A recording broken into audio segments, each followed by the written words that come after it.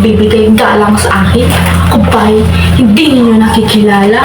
Bueno, ako si Doña Victorina de los Reyes de Espedaña.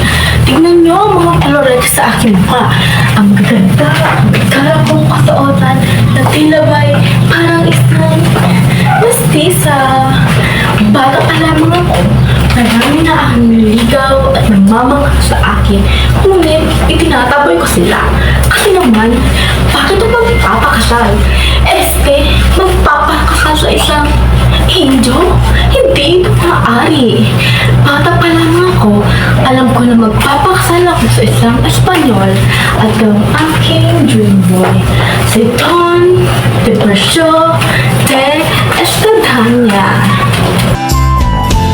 Siya si Doña Victorina, isang Pilipinang ikinahihiya ang sariling lahi at nagpapanggap na isang tunay na Espanyola.